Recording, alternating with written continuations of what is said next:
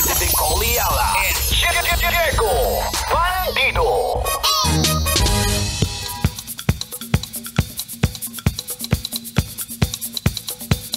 Hey!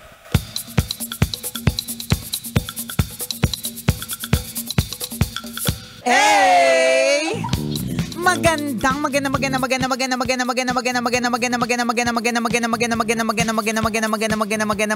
tanghali, kumikinang na ulo, Diego Bandido.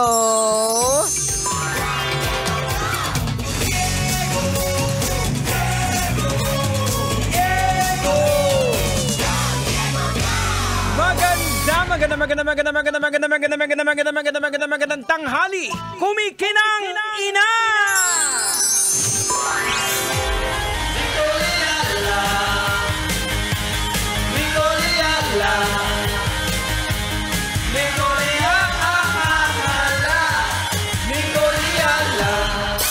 Dear Nicole and Diego, ganun po ba talaga? Ultimo kamag-anak mo nagpapalibre sa'yo kapag ka meron kang negosyo. Ayan na. Sabi nga daw nila, Jegs, ang tunay talagang sumusuporta sa mga negosyo, hindi daw yung mga hindi daw yung mga kamag-anak, hindi yung mga family members, correct, but strangers. Yes. Yan yun, di ba? At eto na lang para gumaan yung pakiramdam mo. Hindi lang ikaw ang nakakaranas ng ganyan. Parang tawa ng tawa si Diego, parang ilang beses na po siya nahinga ng kaldero. Hindi kasi yung mga kamag-anak, yung mga kaibigan, parang sila pa yung mga linta, yung mga vampira eh. Kaya nga. May milk tea ka pala na negosyo. Oo, baka naman. Ay, ganun po talaga, gawain po namin yan. pero totoo, kapag kasi stranger ka, iisipin mo na, ay hindi ako magpapalibre dito kasi lumalaban siya tinatry niyang lumaban sa mundo ng negosyo. So, kailangan ang gagawin ko. So, suporta. Correct. Minsan kasi kapag komportable ka na masyado sa isang tao, parang it gives you the access na, hindi okay lang yan. Kamag-anak ko naman yan eh. Pinsan ko naman yan eh. Grabe naman kapag hindi niya ako binigyan ng milk tea. Grabe naman kapag hindi niya ako nilibre dyan sa shumayan niya. Ang sama na ng ugali niya. Diba? May ganong klaseng judgment. Basta ikaw, kabisyo, hindi lang ikaw yung nakakaranas ng ganyan. Marami ang ganyan. Correct. Kahit yung mga naging malaking mga businessman, yun yung advice na kung minsan pag nagnegosyo kayo, wag niyong i-involve yung mga kamag-anak niyo. Uy, totoo. Kasi, nako, yan na yung unang pagbagsak na negosyo. Tsaka kailangan talaga pag nagnenegosyo ka, matibay yung dibdib mo. Lalo na kung yung mga kamag-anak mo, gawin mong tauhan. Ay, nako, patay tayo. Yung ang hirap utusan. Correct. Ang hirap utusan. Hindi pwedeng utusan. Nakakatakot pagalitan. Hindi mo pwedeng pagsabihan. Correct. Yung maninimbang ka pa na, baka sumama yung loob niya. Tama, tas magsumbong sa nanay niya na pinsan mo or kapatid mo, yes, 'di ba? So medyo mahirap talaga unless talagang nung inumpisahan ninyo yung negosyo, kayo talaga ito. I mean, parang may mga ganun naman correct. At nangyayari yun, mga magkakapatid. Yan. Tapos ang decision talaga ninyo, ang mga family members ang magiging part of the business. Wala ka tayong i-hire na ibang empleyado.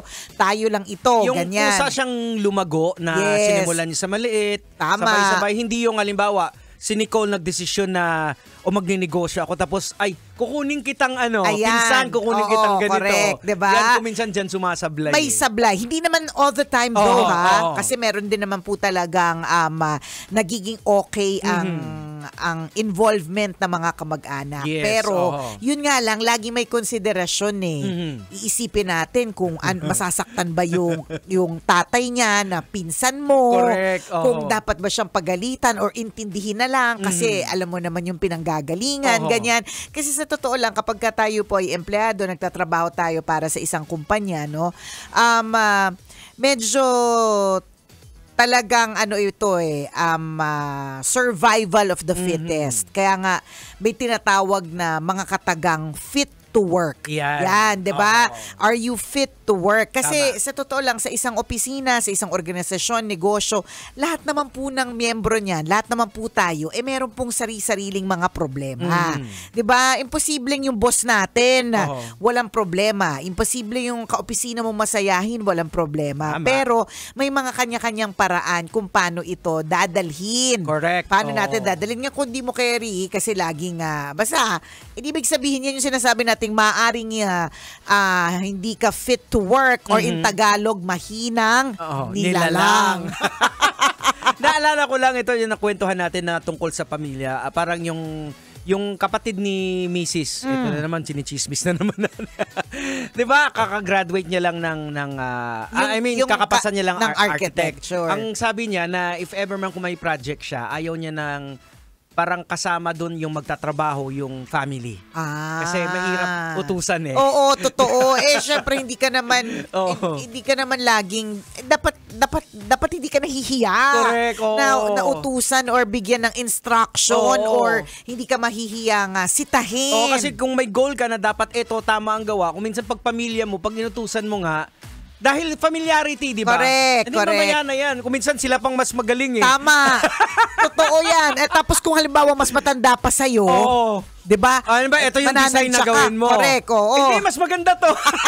Maraming ganyan. Maraming makaka-relate. Kung halimbawa hindi naman sila yung nakatapos ng architecture, Oo. 'di ba? Kulang na lang, gusto mo talaga sabihin sa kanya, ikaw na.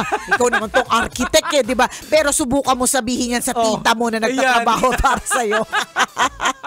Sigurado at garantisado Tama. na magkakaroon tayo ng problema diyan, 'di ba? So again, babalik tayo dun sa nag-PM, no?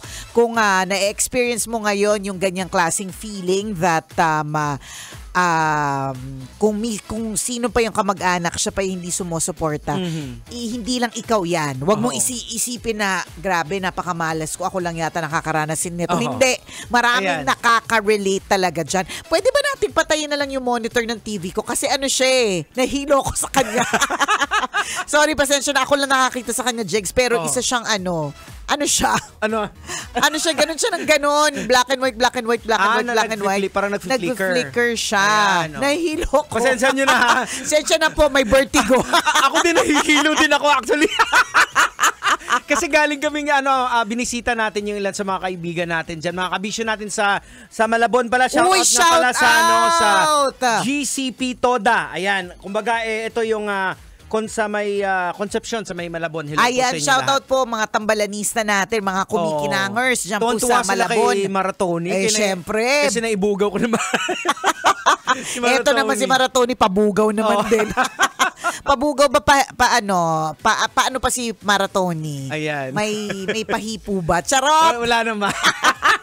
Nilambing lang sila ni Maratoni. May paglambing. Oo. Ayan. Shout out po sa kanila. Ayan. Okay na. Ayan. Kanina kasi on off siya na parang litong-lito ko. Bakit on off yung nakikita ko sa harapan Hoy, ng screen paalala ko. sa mga digital team natin, tandaan nyo yung tambalan na PWD, mga operado. Mga nagmamigraine kapag nagpa-fluctuate ang kuryente. Tapos pareho po kami malabo yung mata. Si Nicole na po Hoy, nagpipretend. grabe ka. Huwag mo ko idadamay. Anong grado ng mata mo, ha? Uy, 2020 pa rin ako, Jegs. Kasi, 2020. Baka nabubulol ka.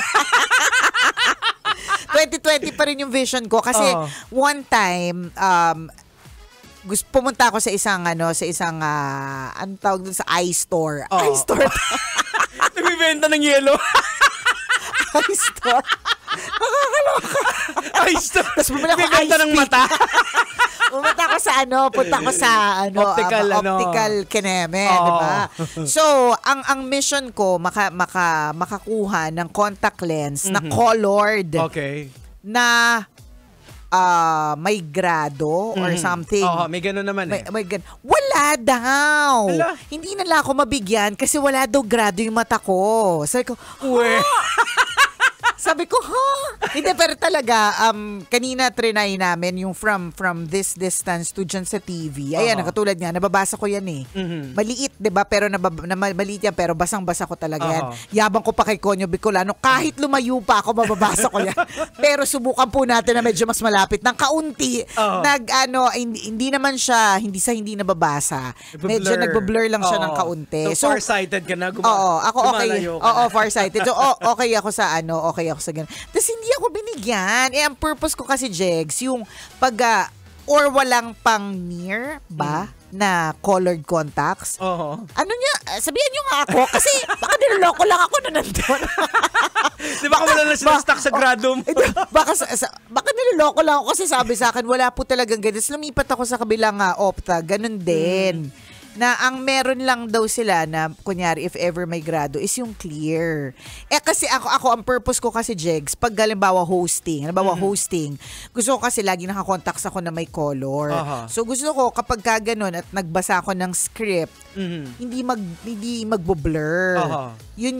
Hindi nila ako mabigyan kasi nga daw, wala daw akong grado. So ko, ano ba yan? Ang bata ko naman. Charas. I'm so bata. Pero di ba ikaw natandaan ko dati meron? May grado. Pero kasi mataas nga yung grado mo. Huwag ka mandamay. Una po ako nakilala ni Nicole. Alam mo yun? Color gray po yung salam. Iba yung mata ko. Iba yung mata niya. Hindi ako nagsasalamin dati. Oo. Anyways, ayan, napadpad tayo dyan kasi nahilo ko sa fluctuate ng TV namin. Mabalik tayo dun sa mga kamag-anak. Ayan, na hindi sumusuporta na negosyo. Hindi naman po lahat ng kamag-anak ay ganon. Sadyang may mga iba lang talaga. And kapag nagnegosyo ka, kailangan firm ka to say na nag-uumpisa pa lang ako. Tama. O kaya yung discount na ito ay ito lang yung discount na pwede talagang ibigay. Hindi talaga yung discount. Ang hinihingi po natin ay discount. Hindi po tayo humihingi. Correct. Hindi po siya libre. Ang hinihingi po natin ay discount. Ganon. Well, actually, marami din naman na kinakailangan mong pagdaanan yung sa mga kamag-anak mo na yung iba natuto naman eh. Kasi kung hindi nila na-experience yun sa mga kamag-anak nila, nagnegosyo sila, saka sila nakakaisip na, mas maganda pala yung magnegosyo na walang kasamang kamag-anak. Oo. Na naggumanda yung negosyo nila. May mga ganun eh. Oo, kasi meron po talaga mga kamag-anak na may balat sa puwet. May mga kamag-anak po talaga na medyo masakit po talaga. Nakakakulot po siya ng bagong reband na bangs. O, diba? So, it's okay. It's okay not to please everybody. Yes, Yun lang, hindi lang kamag-anak, kundi everyone around you. It's okay not to please everyone. Kasi hindi mo talaga mapiplease ang lahat. Tingnan mo, kapag ka mabait, meron ka pa rin masasabi dun sa mabait. Ano ba yan? Sa sobrang bait, uto-uto. Kapag ka masungit, may masasabi ka. Diba? So, you do you. Tama. Kung ano man yung sa tingin mo nga epektibo para sa'yo, yun yung gawin mo. Correct. Ganon, diba? And good luck sa yung negosyo na ito'y lumaki ng bonggang-bongga. Sige na nga sa lahat ng mga negosyo nagpapabati, ikaw lang yung hindi namin hihinga ng alay. Kasi mukhang nagre-reklamo ka. Charota! Pero kung minsan talaga, it's bound to happen na ma-experience mo yung ganito para makita mo yung yung dynamics ng negosyo. Like sa amin, nung nagsimula kami, ang dami namin pinagdaanan na negosyo, nagdalipa pa kami, nagbenta ng bigas. May online. Hanggang sa hindi lahat nagiging successful, pero unti-unti nakikita mo yung nakakalibrate mo na dito pala ako pwede. Correct. Totoo yan. As hindi hindi siya siya one time, big time. Swerte ng mga iba. Kung sa first try. Anong mga pinasok mong negosyo? Ang dami. Kaya nga pag halimbawa sinasabi sa akin ng mga tao, ba't hindi ka kasi magnegosyo? Gusto kong, alam na alam mo kung makaano ka naman dyan. May pinasok tayong mani. Yan. Diba? May pinasok tayong seafood. Tama. May pinasok tayong bigas. May pinasok tayong damit. Diba? Sinubukan natin yung mga ganyan. Nag-networking din ng kaunti. Diba? So, hindi ka naman hindi talaga sumubok.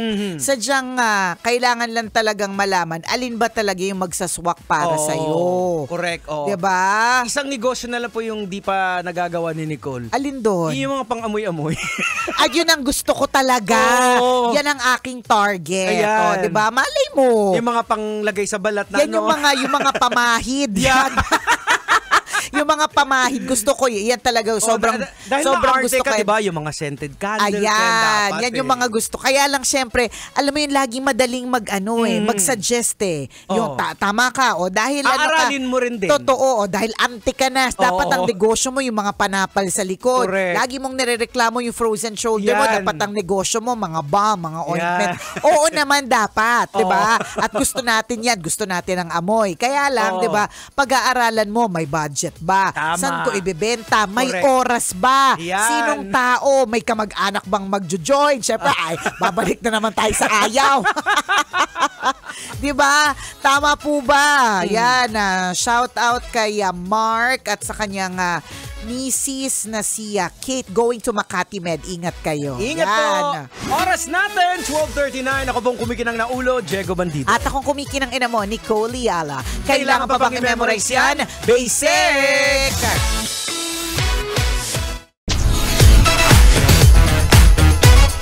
Metro Zone.